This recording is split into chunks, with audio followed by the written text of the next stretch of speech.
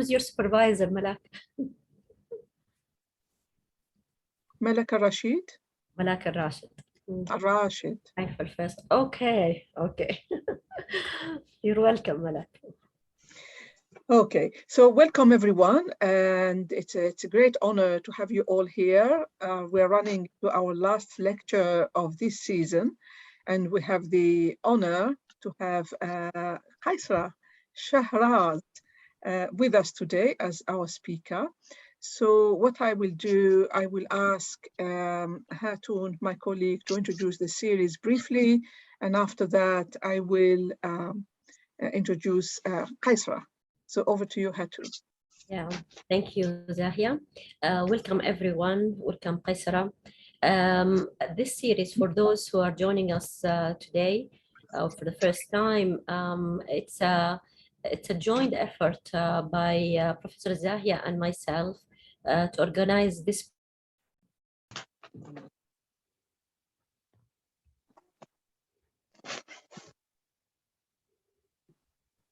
Hello. I think Sister Hatun's frozen. Hatun, you are frozen. We'll just wait. Maybe she will come back. Yeah, not to worry.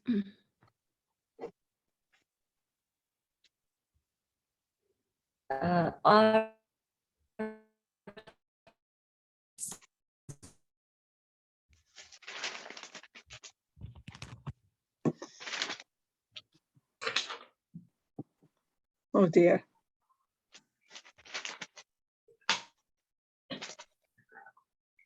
Okay, maybe I should. She's dropped. She will come back.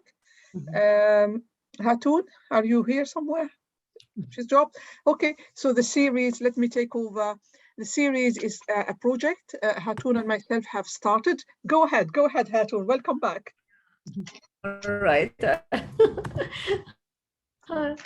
Anyway, this series includes speakers, I said, from the community and beyond. And the meeting point of these speakers is their research on Muslim women, their multi and interdisciplinary, distinctive, innovative, and creative approaches to their fields. They deconstruct the stereotypes of Muslim women and emphasize their diversity. We have been having 9 lectures so far from the beginning of the year, and we are reaching a conclusion today. But this is our first phase. Inshallah, we are restarting with the new academic year in October.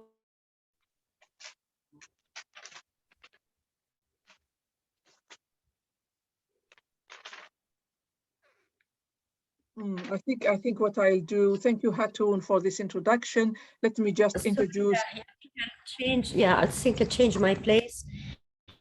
I finished what I was saying. I don't know where I have been cut off. It's okay. I think I will anyway, just, thank you very much indeed. I will introduce our speaker today. So Qaisra Shahraz MBE FRSA is the winner of several awards, including National Diversity Lifetime Achiever Award in 2016. In 2022, she was recognized by Manchester Finest as one of 9 women making change in Greater Manchester for her work with Muslim women to transform their lives through lifelong education. In addition to this, she is a novelist, an educator, an award-winning gender and peace activist, and the founding executive director of Muslim Arts and Culture Festival, which is known as MACFESTUK. She has a successful writing career as an international author, novelist, and screenwriter, where she has used her literary work to explore social issues and gender issues. She has portrayed Muslim women's lives in her short stories, for example, A Pair of Jeans, and The Concubine and the Slave Catcher, and in her novels, including The Holy Woman, Typhoon, and Revolt, and drama serial The Heart, Is It?, written and produced for Pakistan television in 2003. Without further ado, I will invite Sister Qaisra to start speaking. Thank you very much for being our guest today. Thank you so much, Sister Zahir, and thank you, Sister Khatoon, for inviting me to this amazing lecture series. I luckily did attend last week, and I really enjoyed listening to the other speaker, and here's my turn. So just to remind people, please do mute if you can. I know Barbara is a colleague of mine, and I can hear a little murmur, so Barbara, please, if you could mute. And I've got my assistant Hanan, who will help me to share the PowerPoint. So Hanan, if you don't mind, please share your screen for us, please. Thank you.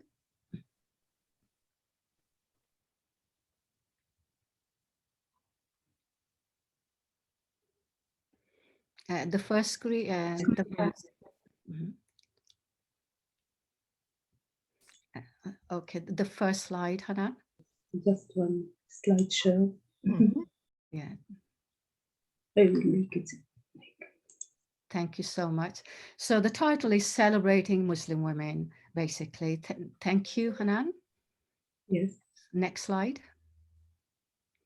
So this is a quick summary of what I'm talking about. The first thing is my lifelong interest in women's life, women empowerment, celebration of Muslim women. This is the overriding factor from the age of 15 to this day, and it covers my different careers in writing, education, festivals, and literary work. I'll talk briefly about my literary work, where I explore women's life and issues. I'll mention, obviously, discuss the 2 festivals I run, where women are celebrated and where women are put at the forefront. And then finally, I will go into more detail into a research project where I've had the pleasure of interviewing over 100 Muslim women across the world, exploring their lives, and with the aim of debunking myths about Muslim women. Thank you, Hanan. So talking about literature, I've written 3 novels, and the 3 novels cover many themes, including gender issues. I've used my novels as a vehicle for exploring women's lives, and particularly issues that really I felt strongly about. For example, The Holy Woman is a very powerful love story. If you like a love story, you will enjoy it. But it also covers serious women's issues. It's full of women from all backgrounds, all classes. Women might be victims, but they also fight back. And the main overriding theme relating to women is patriarchal tyranny. In the second novel, Typhoon, which is a sequel to The Holy Woman, I cover 2 serious themes relating to women. One is rape. I feel very strongly about the issue of rape, how devastating it is for women raped around the world, the impact on their lives. And I translated that into the context of a Muslim woman. What is it like for her? For Muslim women, many, they can't even talk about it to their family. For example, the heroine in my novel, she's been raped at the age as a teenager, and to her middle age, she can never talk about it. She's still traumatized by the experience. And she says to her sister, I've had thousands of baths, but I'm still unclean. I hate this body. I want to cut it to pieces. So basically what I'm trying to tell here is that the impact on a woman's life of something like this in this context, especially as a tabooed, shameful for her to admit to a 21. The other second important theme in this book is the issue of adulterous relationship to women. Imagine one woman being caught in the arms of another woman's husband. This is in a Muslim small village society. What happens to that woman? How does society cope with an issue like this? And if you want to find out what happens, you'll have to, of course, read the novel. The third novel was written many years later. It's set in England. It's set in Pakistan, and it covers many themes, including migration, racism, mixed race marriage, intergenerational gap. It's the story of 3 sisters, their children, their servants, and I focus on in particular about women falling in love later in life. So those are my 3 novels. Thank you, Hanan. The next page, please. So then I have 2 collection of short stories, and they've been published by my publisher, who's here, Rosemary, attending with us today. The first is A Pair of Jeans, and the title is taken from a story that has made me quite famous in Germany. It's been studied in German schools for 30 odd years, and it focuses on a women's issue. For example, how women are assessed by how they are dressed, whether you wear traditional clothes or jeans, and it's become quite, how shall I say, quite important in schools. And there are many other stories there that also cover some women-related themes to do with British culture and Pakistani culture, etc. The second collection of I have here in front of me, The Concubine, the Slave Catcher. This is the latest one. I'm quite proud of it.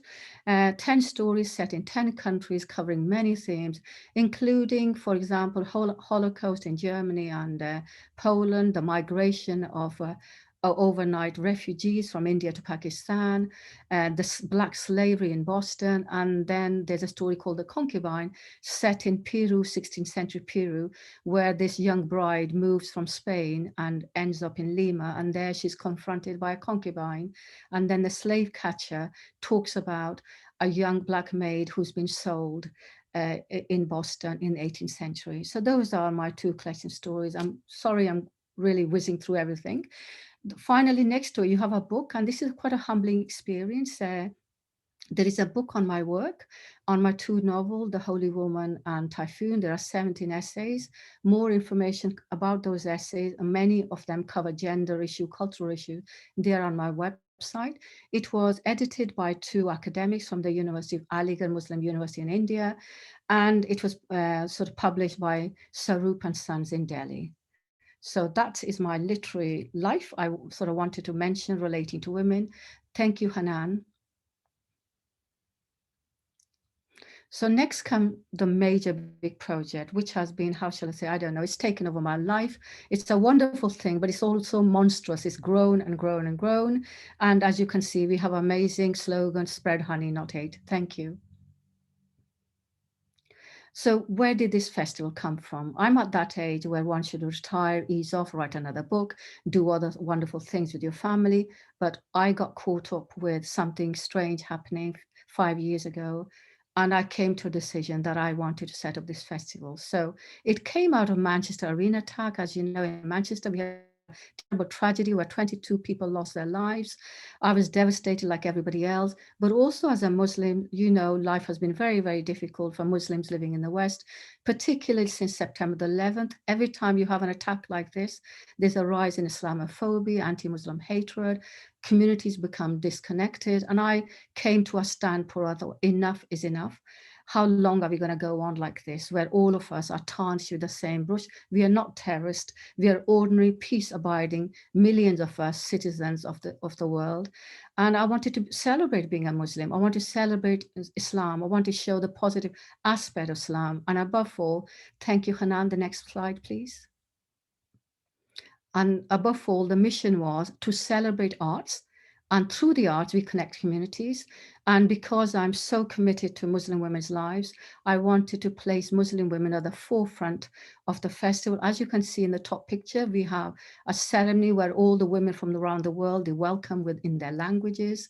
I wanted to engage as an educationist. I worked for 30 odd years in colleges and schools and universities. And I thought this festival has to be hosted in schools this year and colleges. This year we hosted 17 amazing festival events in these places with thousands of young people. And what they're doing is celebrating art and culture and Muslim heritage.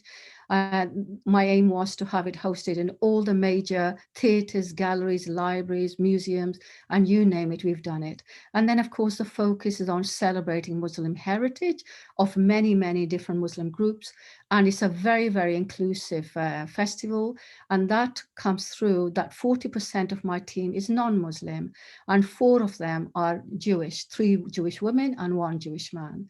Thank you, Hanan.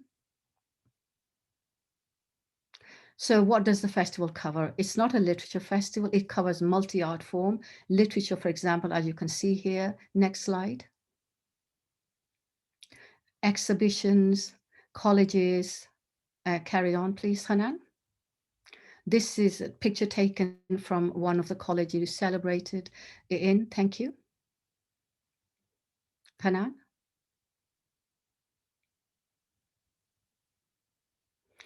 We cover cultural hubs, which are celebrating different cultural hubs, cultural heritage, art and culture of different countries. For example, here we are covering Moroccan heritage. Then in the second picture, we are covering, I think, Afghani heritage.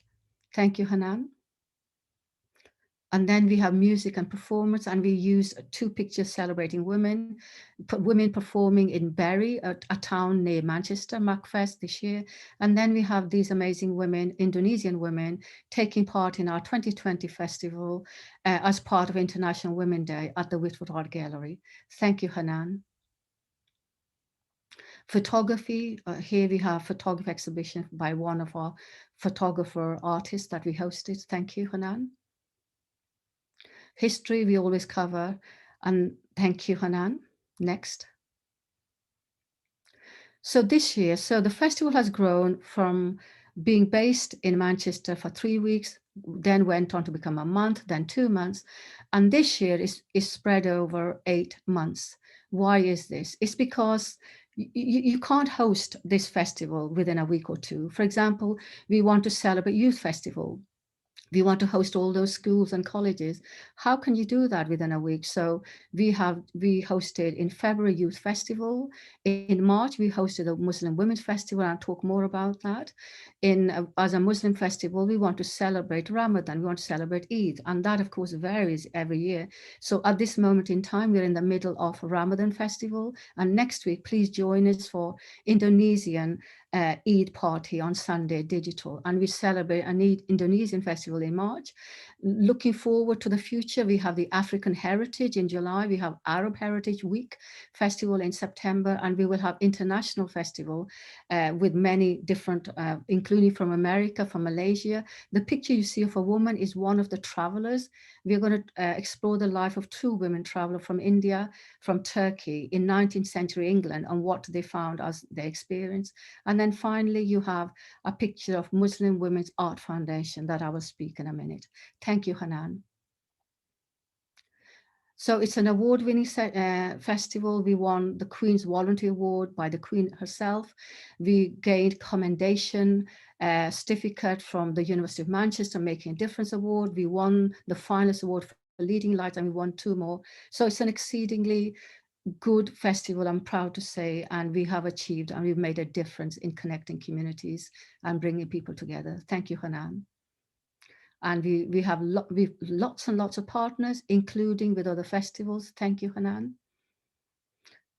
These are all our partners. Thank you. Thank you. So in the first year, we were hosted in Manchester mainly, and the vision was always big for me. First local, Manchester, then national, and then international. So now we are national, and these are some of the towns we've been hosted in, where they've hosted events, either a full-blown festival for a day or an odd event. And the premise behind this was my idea, wherever there is Islamophobia, there needs to be a MACFEST. Here is a flyer of our previous festival. Thank you, Hanan.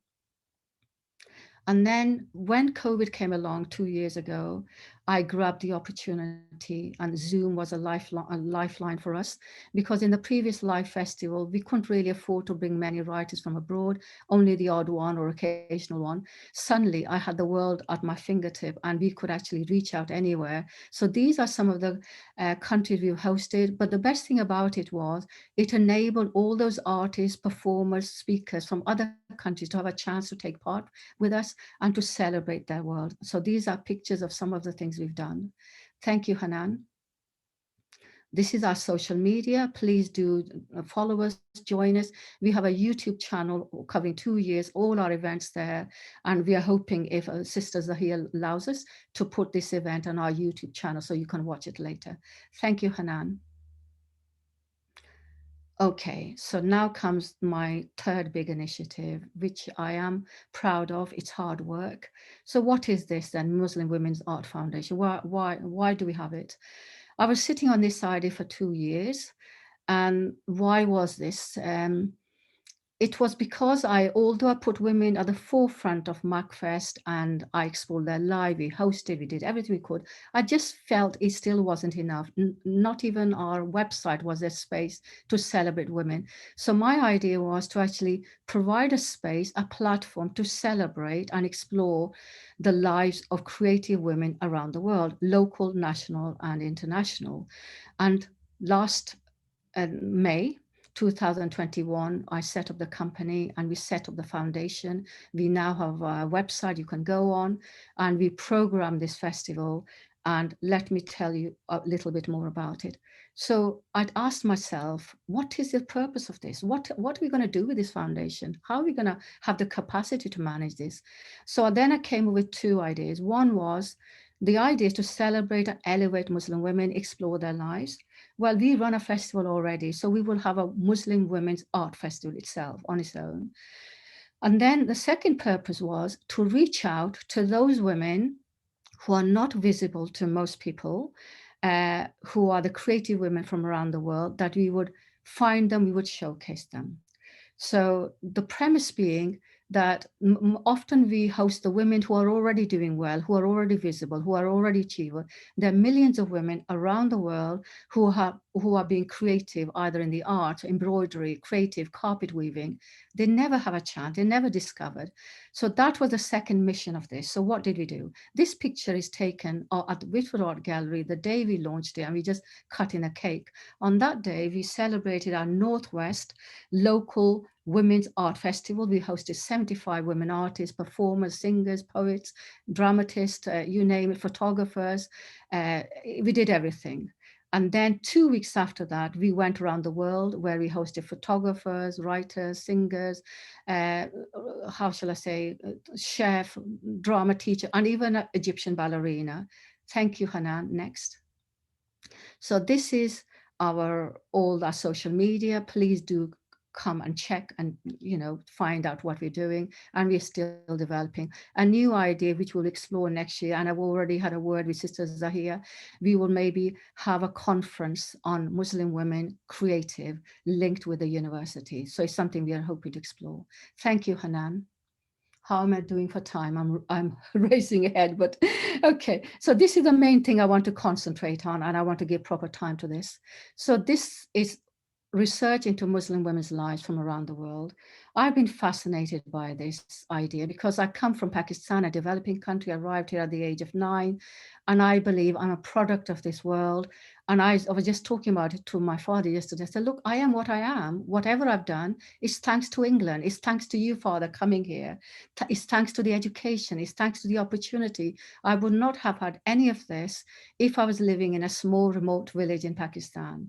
And so that fascination with women's life has always been there. The other thing for me is equality. I feel very seriously, how shall I say, passionate about making a difference to other women. I feel I'm one of the lucky ones, like Sisters are here, like Sisters Khatoon. We've got everything going for us. But what about those women who don't have those opportunities that we have? So for me, it's an equality issue. We as women can make a difference. And I've been doing that over the years, I've been teaching for 35 years, involved with lifelong learning, teaching women, and just telling them how to write their name can make a difference. And then empowering women. I have a team of volunteers on my own. Many are women, and they're not professional. I have mentored them, I've supported them, I've trained them, and have led them into a new world, basically. And so in our own little way, we can make a difference. So where did this project come from? It came from the fact that as my publishing took off, I was traveling the world to many places where books were coming out in Indonesia or Turkey or India or Pakistan. There were festivals that I was attending. I was always fascinated by talking to other women to see what they were doing, what their lives were like. And then suddenly I had an idea a few years back. I thought, well, why not make the most of this opportunity? Why not actually interview women properly and get a feel of what their lives are like? And it resulted in, would you believe, 32 hours of taped recording of interviews. 32 hours, can you believe it? It's a hell of a lot. The original idea that there would be a book out of it, but what happened at the end? Nothing. I had so many other things going on, and the thought of going through those 32 hours was just phenomenal. So I left it at that. So to be honest with you, it's a major work I've done, but the end product still hasn't come. Hanan, thank you. Next page, please. So where did I go? Which other countries I visited? Let me explain these pictures here. We wanted to celebrate the people we hosted this year. So you've got Enzi at the top. she's an Egyptian ballerina, a Pakistani poet next to her. The lady at the bottom in red is an Indonesian publisher. The lady with the red beads is a Yemeni photographer we hosted. So the cities I visited, India, Germany, Pakistan, Morocco, UK, Surabaya, Dubai, and Singapore. These are the countries that I sort of interviewed women from. Thank you. And those are the cities. Next, Hanan. So what were the topics? What was I going to talk to them about? So I had to have some sort of idea.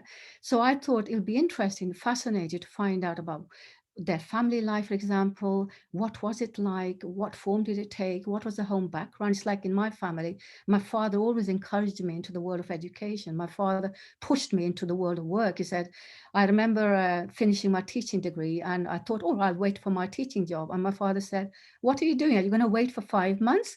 Go on, get a job, find something else. And I actually did that. And this was my home environment. But then there are other home environments where women are not given that opportunity or maybe actually discouraged from work, for example. I also covered class. Class is a big factor that affected many women's life. Education, a major big, it affects, transforms women's life, and it has a huge impact on women. Work, obviously, clothing, veil, hijab. As you know, the West world generally defines Muslim women by how they're dressed. And I'm just fed up of this, premise that, we are being defined by our clothing. And I often say to non-Muslims, so please leave us alone. Let us dress the way we want to, go beyond the veil. I talked about marriage. What was it like for them? If they had a divorce, could they remarry again? We discussed divorce. Was it ugly divorce? Was it straightforward? Was it easy? Was it not? We talked about cultures and customs that affected their lives and had an impact on a daily basis. And then for the women in Europe, for example, in England and in Germany, the issue of identity was very, very important. I'm Pakistani in Pakistan, but I'm suddenly British. I've got a new life totally with two kinds of identity, cultural, language, way of life. So all of this sort of defined who these women were. Thank you, Hanan. So when it came to the background of women that I interviewed, so who were these women? First, I'll talk about the pictures. At the top, we have Kubra from Germany. She was a famous writer we hosted. Next to her is the Indonesian performer and we're going to meet her next week, in fact, Sunday. Below her in the scarf is Hale from Iran. She is a lecturer at the University of MMU, and she presented lovely panels for us on Persian cookery and heritage and the Silk Road. And next to her is Shireen, the Malaysian lady who hosted and is a TV presenter and who hosted a Malaysian cuisine. So the women I interviewed along my study were housewives, actors, politicians, teachers, maids, businesswomen, academics, scientists, fashion designer, journalist, tea picker, publisher, translator. Basically, I was in the hands of my host, the people I received help from. I said to them, look, I want a wide variety of women from all backgrounds, all classes that you can, enable me to meet. And whoever they sort of connected me to, I ended up interviewing them. Thank you, Hanan. So now we come to the findings. So these are crucial and they're important. Obviously, if I had managed to go through my 32 hours of a transcription of my recording, I would have all the findings. And then out of that, I would have found the key findings and they would have been accurate. Here, what I've got is what I'm remembering from that time, to be honest with you. It's what sticks in my mind, some episodes, certain themes that stick in my head. So the first one I have, I was delighted to know and come up with was this idea. And it totally debunked this myth that all Muslim women are victims or they're oppressed or they don't have any autonomy. None of that it's all nonsense. What I discovered from interviewing these 100 women from all walks of life was this: they were unique individuals. They were a product of their environment, of their geographical location, whether they lived in a city or in a small village, a part of their family life, education that they had gained, whether it's primary, secondary, or higher education, the position in the family, whether a daughter or daughter-in-law or a mother or the third child, or etc., the work opportunity they had or they didn't have, or did they even think about work, and then the local customs. all these factors shaped a woman's life. Now, out of this bullet point, I'm going to share with you one finding. In India, I traveled to 5 cities and I first interviewed women in Chennai. Then I went up to Coimbatore where we had some Indian friends, and I was connected to a group of women, and they turned out to be few of them from the Bora community. Amazing women, leading wonderful life, business women, just having a good time in every way. And when I finished my interview and I was about to leave, this interview took place in a bookshop. They said, Qaisra, we've got something else to share with you. And I said to them, what is it? What is it you want to tell me? They said, Qaisra, we've all been circumcised. And I said, what? I was horror stricken. Circumcised? In India? What's going on? And then they explained, and then I realized what had happened. They were followers, they were from the Bora community. They were followers of a spiritual leader who was originally from Yemen. Obviously, Yemen is near Africa. And of course, in Africa, you do have this tradition of female circumcision. So all these women, for cultural reason, were actually circumcised. Then I went up to Mumbai, and I came across many other women. And out of that group, there were again 2 Bora women. And I brought up this issue with them. And one woman, the wife of a doctor, actually, she said, yes, I've been circumcised, and so has my daughter. And I said to her, how does this fit in? Your husband's a doctor. She said, but this is the way of life. We accept it. This is part of our culture, our custom. And that sort of brought it home to me that really cultural traditions are very, very strong. And no matter who you are, what you do, they still end up shaping a woman's life or your life to some extent. So now, second bullet point, I found that most of the women I interviewed were most women interviewed had access to education. No, sorry, this is another one. No, Hanan, go back. Last slide, yes. Second bullet point, most women interviewed were leading good lives and they had positive lives. They had full freedom to lead their lives the way they wished. And this is especially the case in Singapore. I've never met women who were leading fantastic life on divorce, on marriage and remarriage, on education, on work, on lifestyle, economic prosperity. Everywhere, they were just amazing women having amazing time. Everything was positive for them. And then number 3 is clothing. And this was a major sort of a topic which I explored everywhere. It's a topic that most Muslim women are defined by. So I will share with you some of my findings. First of all, in Indonesia, we found that all the women I had spoken to were wearing the hijab, the headscarf. Underneath, they wore the top and they were tight jeans. So that was generally the fashion of the country. And that's the way it was. In Surabaya, a city, I had the pleasure of meeting this famous actress.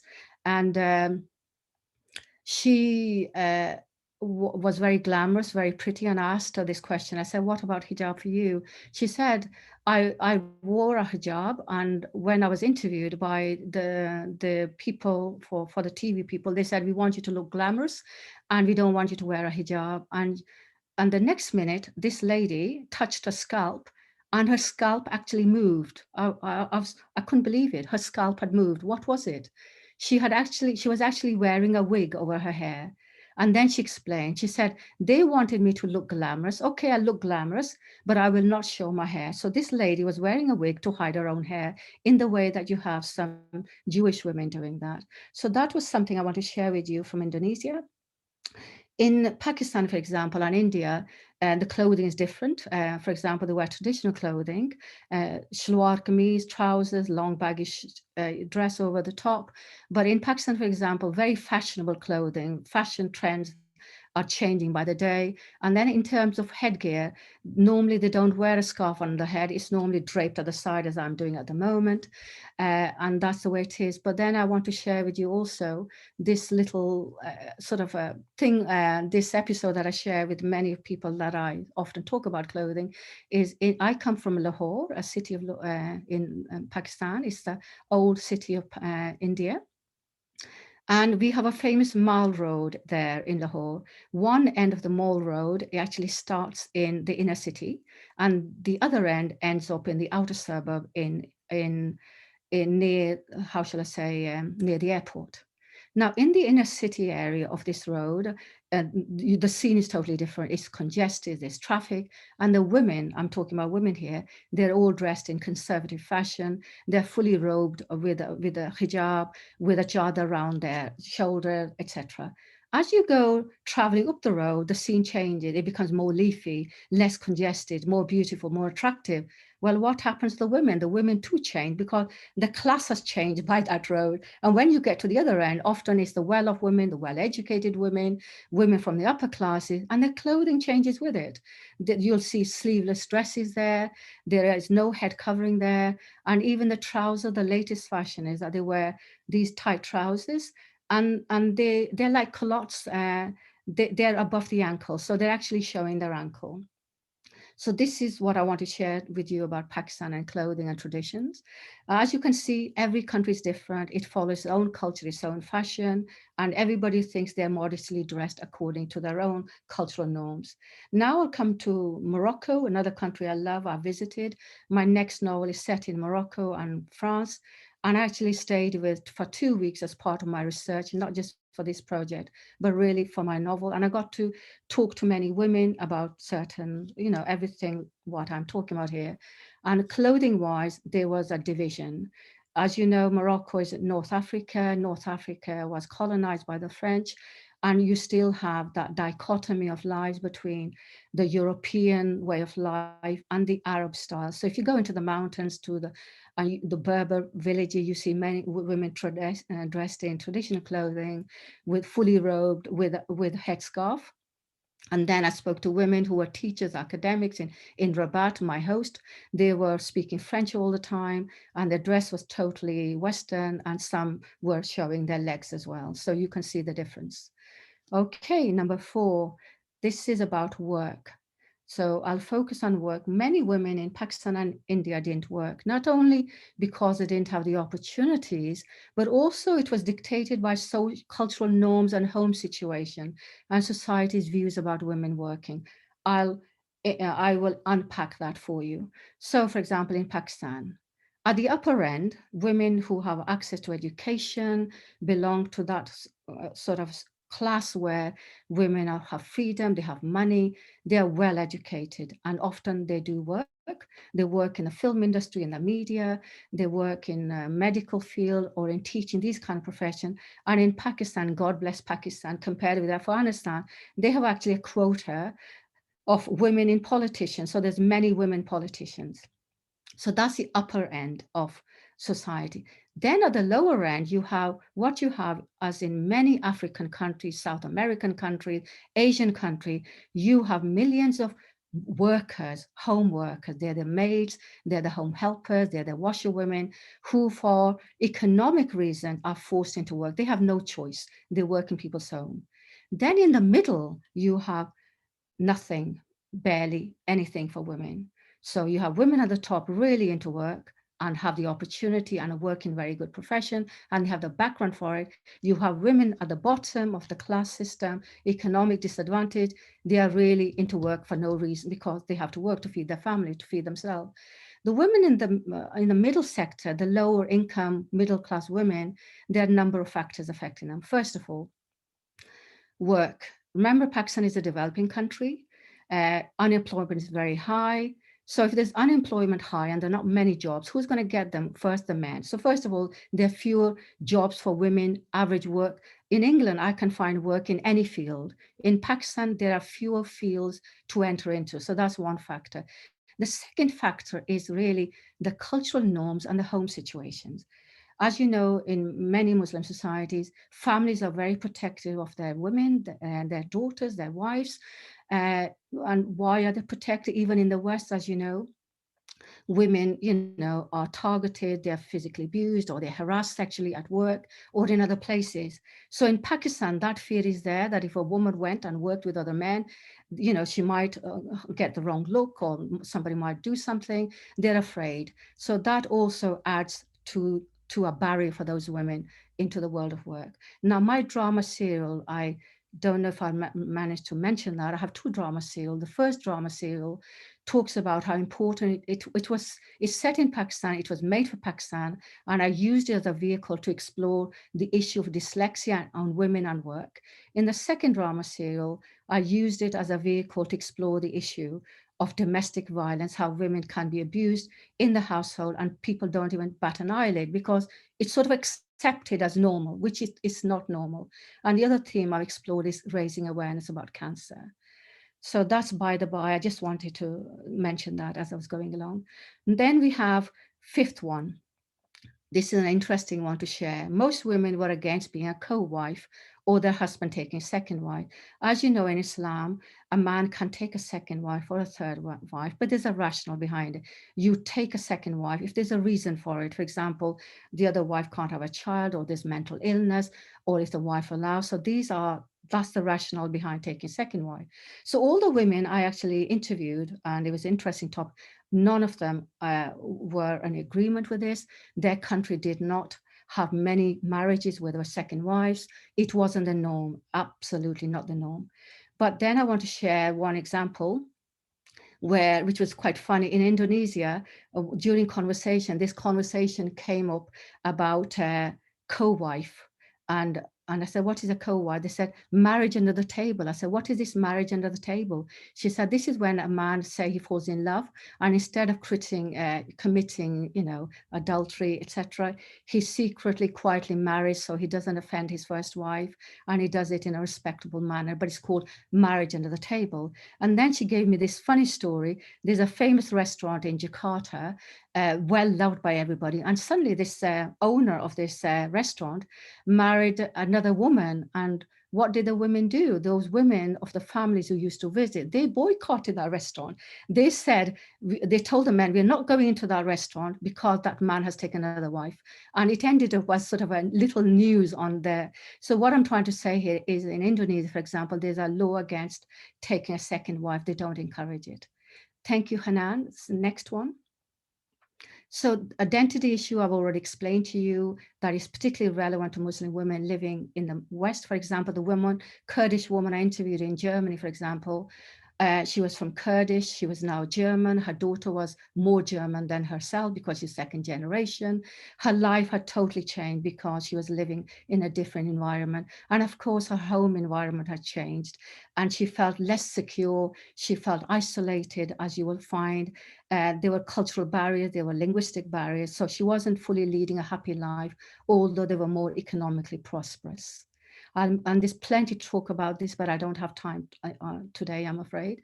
Next one, number 2, most women interviewed had access to education, but this was dictated by the economic background of the family, culture, and class. Yes. So first of all, in Pakistan, I'll use that as an example. Education is not free, you have to pay for it. If you have a few children, you have to pay for all of those children, and people do. And in Pakistan, there's really drive, although the literacy rate is not high, there is a drive to educate women, and I'm really proud of this. And I've been to many universities and given lectures there. And in the University of Gujarat, one lecturer was telling me proudly that they had 89% of their higher education students were women. Now, the situation is this in Pakistan: you have more women educated beyond their means, overeducated. But the problem now is that they couldn't find young men of the same caliber for education because they were overeducated. This is one scenario. These are the women who have access to it. What about a young girl living in a small village where there's only a primary school? How far can she go to another college? How far can she go to university? This will be dictated by whether the family can afford it, whether they will let her go out to another city to live, to go to, to take part in education. So all these factors do affect. Then number 3, all women interviewed in Indonesia had love marriage. I was really intrigued by this. All the women I sort of interviewed in India had arranged marriages, and same for Pakistan. But every single woman in Indonesia, 33 of them, from the humble 3 tea makers, tea pickers, to the professor at university, had love marriage. Now I'll come to the cultural norms. I've already talked about the Arabic European culture, the division between the two. I'll mention the motorcyclists in Indonesia. In Pakistan, for example, you very rarely see a woman on a cycle, never mind a motorcycle. It's for cultural reason, it's for modesty reason, but also the traffic is so bad, a woman wouldn't want to do that. But you know what I discovered in Indonesia? 60% of the motorcyclists were women, and the roads were gridlocked by these motorcyclists. So it's quite an eye-opener. And the next thing, number 5, women of the middle and upper class had better access to education, they took up work, and they were more in control of their lives. Finally, number 6, mixed views about women remarrying, an opportunity for them to do so if older, right? I'll share 2 examples. One was from 3 examples. In Pakistan, I met a young woman, still young, 3 daughters, widowed. And I said to her, would she like to remarry? And I could see in her eyes that she would welcome that idea. In the same room was a mother-in-law, and she was horrified at the idea. She said, how can she remarry? She has 3 young growing daughters. How can we let our granddaughters go into another man's home? And that was it. She said she has everything she needs, comfort, economic means, she can go out to work, she has a home, she doesn't need to marry another man. So that was it, basically. I spoke to an Iranian woman in England, and she said in their culture, very rarely, for the same reason, like if you have children, it becomes more difficult for women to remarry, especially if you have daughter, or they would have to leave their children and remarry. Now, in the case of a Somali woman, that was a different example, totally. In Somalia, as you know, some of you might know, unlike Bangladesh, there is a culture of second marriage in men taking more than one wife. So there's a similar culture of women remarrying. So this young woman informed me that in their country, they often encourage women to remarry. She said, if they don't remarry, she'll be after my husband. She was saying basically women protect their own marriages by getting other women married off. So this was like a joke for her, but it showed the acceptability in that country of women remarry. In India, it's the same situation. Remarrying was more difficult for women compared with men. Finally, I've got here, work was of importance to most women interviewed in Indonesia. 33 of them were all working, including the 3 tea pickers. So that is almost the end of my key findings, my presentation. Hanan, can you take us on to the next slide? So thank you everybody for listening, and I can expand more if you want to. You can ask me questions fully now, but later. And if you want more detail about my books or work, you can go on my website and follow me on Twitter, just as you can do for MACFES and for Muslim Women's Art Foundation. Thank you so much for your time. Over to you, Sister Zahia. This is excellent. Thank you so much. You have presented us with a wealth of information, which are all, I think I don't know where to start. I mean, there's so much. There's literature, there is culture, there is arts, and there's also life, social life. It's really a treasure of information you have opened for us here, and I'm sure everyone here will find what they are working on. Basically, you touched on everything. You are what we call a mawsu'a, encyclopedia here. Oh, no, not done. Thank you so much. No, I just feel I skimmed everything, but I managed to. Well, everything is documented. We have so many links that you have presented us with, and this is great. This is great. Okay. So over to all of you. Do you have any questions? I just want to add something. You see, Qaisra, I have lived for 5 years in Manchester in the 90s. Oh, right. Okay, my lovely sister. Thank you. Yeah, and I just was, as you were telling the stories of the MACFEST and all what you've been doing, I was saying, oh, how much such a thing would have been great if it was happening while I was there, because I could see how much Manchester was full with energy and with young people who were really thriving for any activity that will speak to them, especially Muslim young women and men.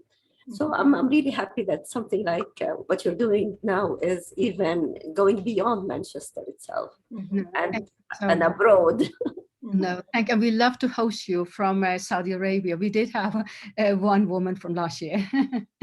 Okay.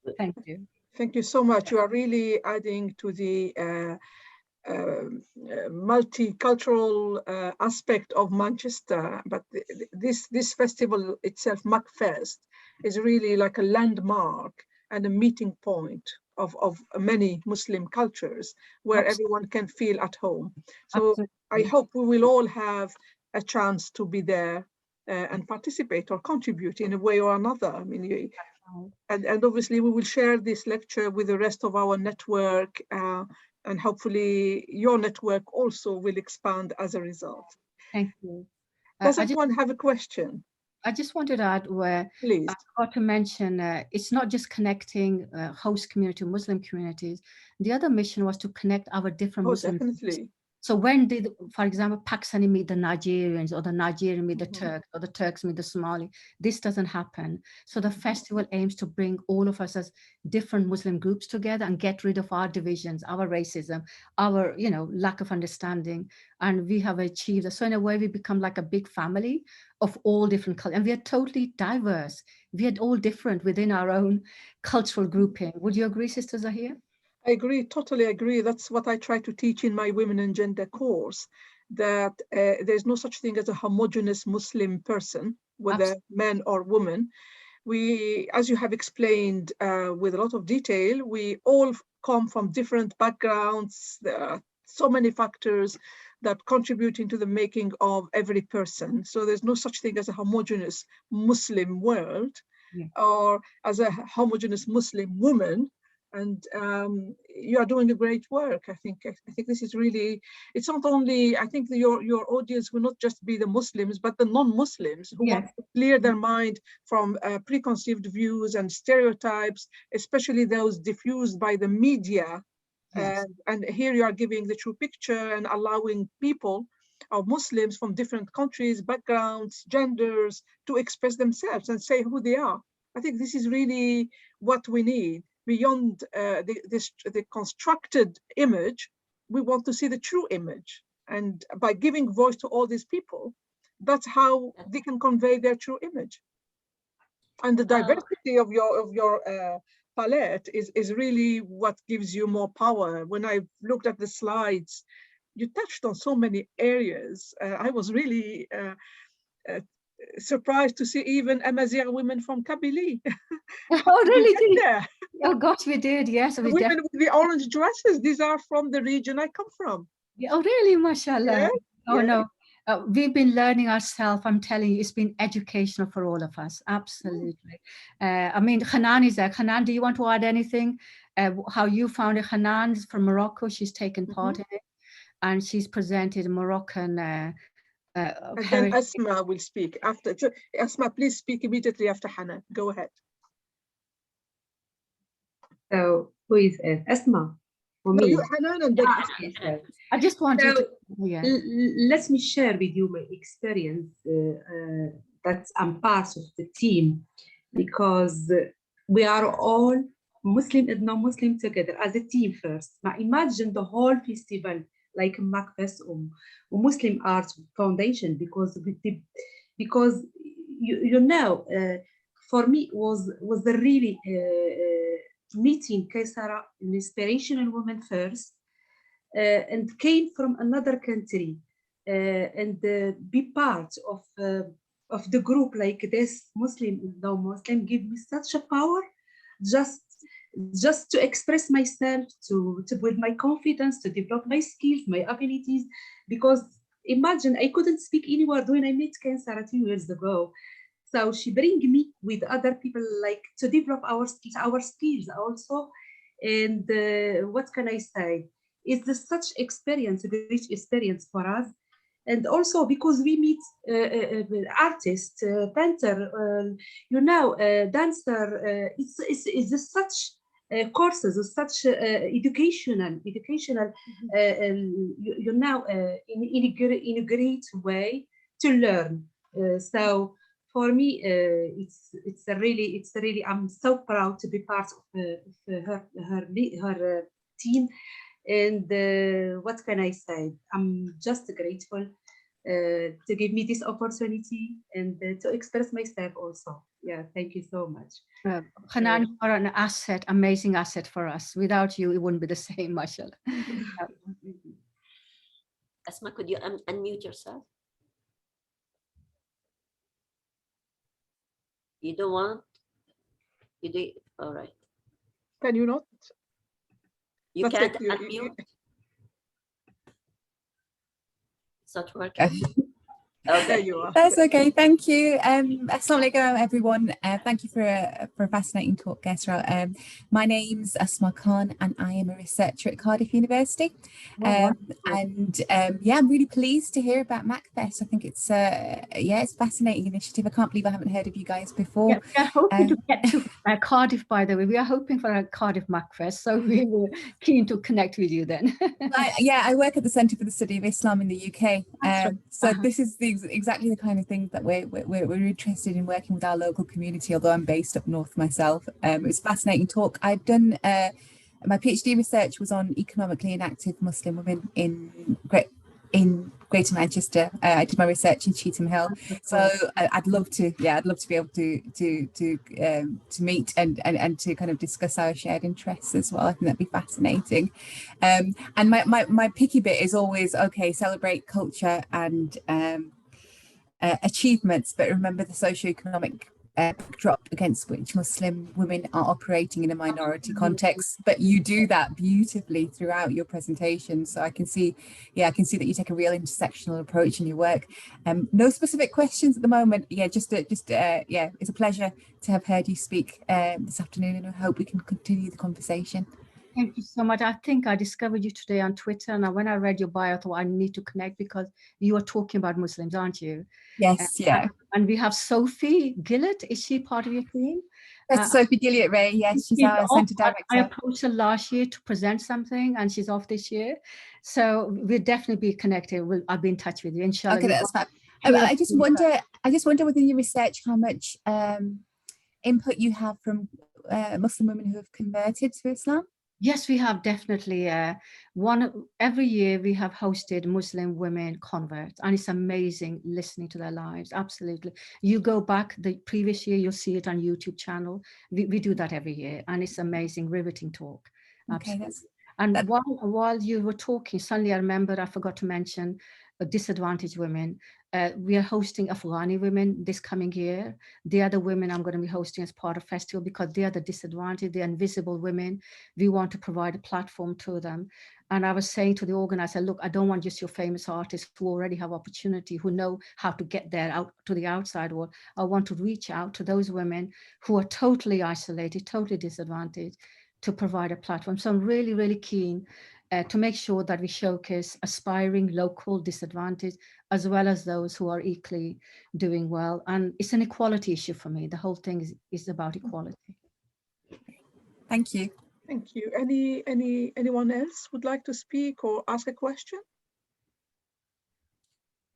Mushtaq al-Haq, he just commented, said that he has read one of your novels. Okay. Well, you have some fans already in the audience. Do you want to say anything about it, Mushtaq? Or to say something about yourself? Unmute yourself. Yes. Hi, hello. Hello. I have read novel Love's Fury, but you have not mentioned it in your list of books. I am based in Kashmir, the Indian administered Kashmir. Okay. And Professor Abdul Rahim Kidwai has been a mentor. Oh, really? Okay. Yes. Yes.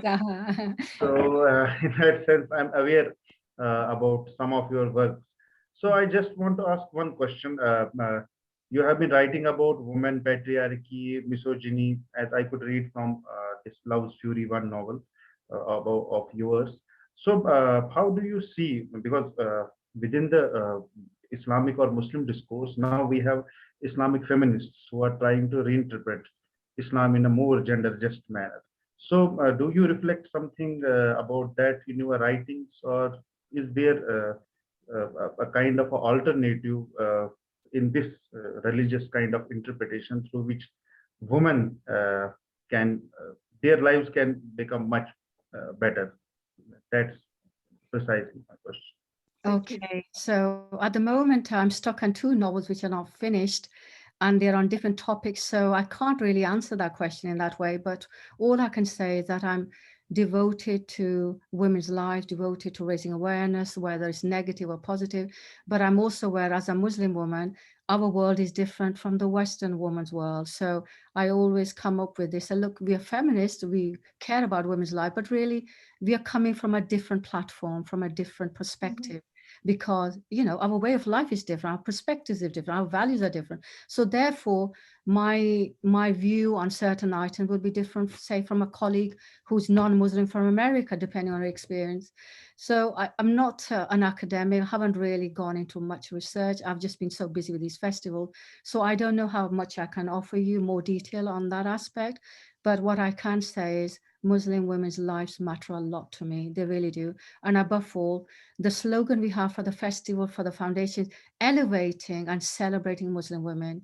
I'm just fed up of the stereotyping that Muslim women have, fed up of the, you know, seeing them in a negative way. I remind people, say, look, okay, you have problem in Afghanistan, you have problem in Saudi Arabia for women, but the rest of the world, for example, you know, women are having amazing life. Why are you sort of brushing all the other women under the same brush? On the other hand, I am aware that it varies from home to home, from culture to culture, from society to society. So we can never forget those women. So there's still a lot of work to be done. We can only do what we can, basically. And I believe women together can help each other, but the men have a lot to do with. I am where I am because of my father. He encouraged me into the world of work. He encouraged me to go into education. I have achieved all of this because I have a very supportive husband at home. He allowed, so it's the home environment, patriarchal environment at home has also a lot to do with it. There are homes, for example, in Pakistan where women, you know, when a stranger man come into the household, they suddenly have to exit into another room. Although the woman might be a grandmother's age, and yet she has to go out because he's only 23. I said, what nonsense is this? Well, it happened to me, for example. I'm giving you an example. I'm at a later stage in my life. I'm not a young chick anymore, as you can see. But the culture of our country, as you know, is that it varies from household to household, that men and women, when you have strange men, you know, they go into other rooms, and the women normally leave modestly, go into another room. But here's me, famous woman on the internet everywhere. And yet I'm being told by a young nephew to say, Auntie, can you go into the other room? For who? For this young man who was like my son. So for a certain dichotomy, which I feel is a bit strange for me, especially coming out from the West. But then you have to accept that we have to respect the culture of that place, of the home, and the values that we have. So I'm always trying to keep a balancing act for myself as well. Okay. Well, you're very strong to bear this experience and to survive it without protesting. And you are doing amazing. I wouldn't have accepted it. Yeah, no, I believe that we have to change these norms and traditions that are not necessarily following any kind of rule. I mean, the respect of elderly women is yes. is at the forefront of Islamic tradition. So yeah. I think that we have to, yes. to be less modest. Yes. I think it's patriarchalism, control of women. I don't know what it is, but it varies from place to place. It's actually patriarchy with its million faces that actually transform across regions and cultures. But if I may, Mushtaq al-Haq, if I may, in terms of Islamic feminism, it's a discourse that is trying actually to empower women through a better understanding of their faith, because patriarchy has also disfigured Islam. The negative side of Islam that is propagated across the world is actually the patriarchal rendition of this faith. And a lot of women are actually in the dark as to how much rights and what are the rights that this faith has granted them. And eventually a lot of Muslim women following the current views that are circulating in the media, etc., end up believing that actually this faith is against women or is a misogynist faith, etc., etc. So I think if we can manage to differentiate between patriarchy and religion, that will be a great achievement. My colleague Hatun is an Islamic feminist herself, and she could perhaps follow on this. She's trying to be modest. But I understand that anyway. Mushtaq al-Haq has got our ad through Musawa, so he must be already aware of the work of Musawa on the ground, and how they try to bring Muslim women interpretation into the discourse of dominant male interpretation of Islamic laws, especially when it comes to the family laws, but also on other fronts that are controversial, that where you can't see the equality, because there is the Islamic feminism, the belief about equality is there. Or the first point of their mandate is that Islam has granted equality and justice to all Muslims, male and female, but the practice and the male interpretation of Islamic of Allah's words have brought us where we are today. And more women educated in Islamic literature and Islamic verses, then they are more able to answer back to and to challenge the status quo of the interpretations that bring women or drove Muslim women always to the second seat or the back seat or the other room. So anyway, I think and our platform is part of it. I mean, we are here trying to give the opportunity for this discourse from different angles. Now the angle of Qaisra was here. She was giving us the lived realities of Muslim women. That is very important in understanding in building the arguments for Muslim women vis-a-vis the male interpretation of what is right and wrong, or what is halal and haram. Lived realities is a different answer to the strict literary scripts of ancient male writers. Excellent. Anyone else has a question or a comment? We have some people just praising, commenting.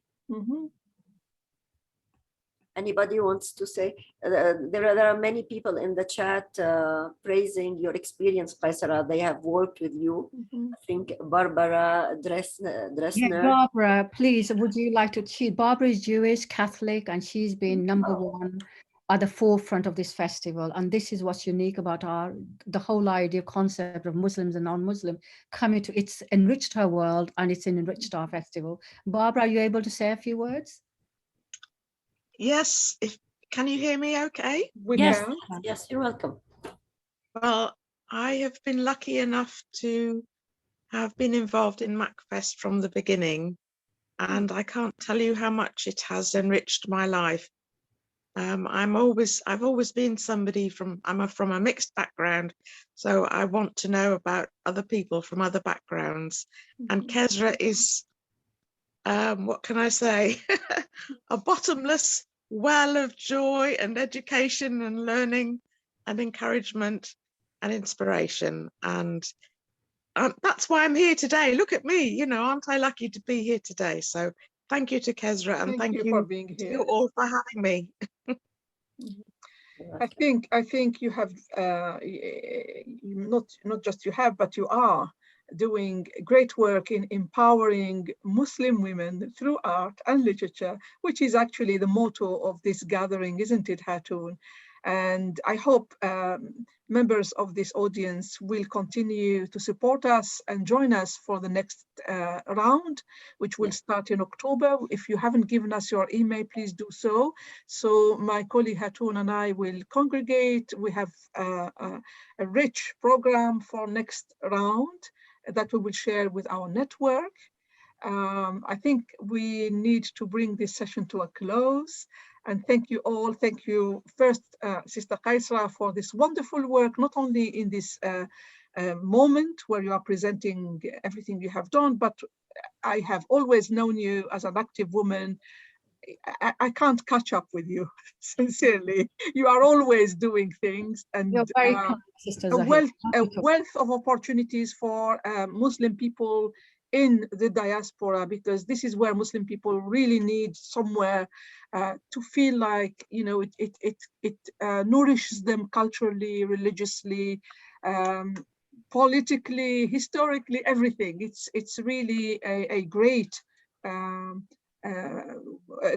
enterprise, I would call it. It's not a small thing, it's a huge thing, so which is great and benefits the community, and also benefits non-Muslims in the community in terms of coming to learn the lives of true Muslims, and how they are spreading honey and not hate, as is your slogan. Yeah, thank you. Thank you very much. Maybe Hatun, you have something to say? I just second all what you have said, and I would like to thank Qaisra for this contribution and for all what she's doing for Muslims in the UK and everywhere. I hope that we will meet maybe in one of these coming events, and we can enjoy the festivals. Inshallah. Yeah. Inshallah, you will be involved, inshallah. And I've spoken to Sister Zahir. We are thinking of having a conference on Muslim women creators, and I think it'll be great to partner with you people. We need an academic platform for that particularly, and to host some of the academics who are working in the creative industry. So inshallah, and of course, I want to have a huge admiration for you ladies. But the work you do is phenomenal. Academic work, working at the university at the top level, you are making a difference. And we need women like you. And this series that you've created itself is unique, it's wonderful. It provides platform for sessions like this. So without you two, we wouldn't be here today, would we? So my gratitude to both of you. And I've hosted Sister Zahir already in the festival, and she made an amazing contribution to one of our panel. And it's fantastic to have Muslim women in the Western world university and making a difference. And she's, of course, in Manchester, which is even more wonderful. Thank you so much. Thank you. On this, I would say goodbye. Bye-bye. And thanks to all our attendees. Of course. Yes, thank you very much. And some of them have been here at every session. Randy, Elena, thank you very much. And thank you to all of you who have joined us today. Hope you will be faithful to our program. Thank you very much and goodbye. Thank you. Bye-bye.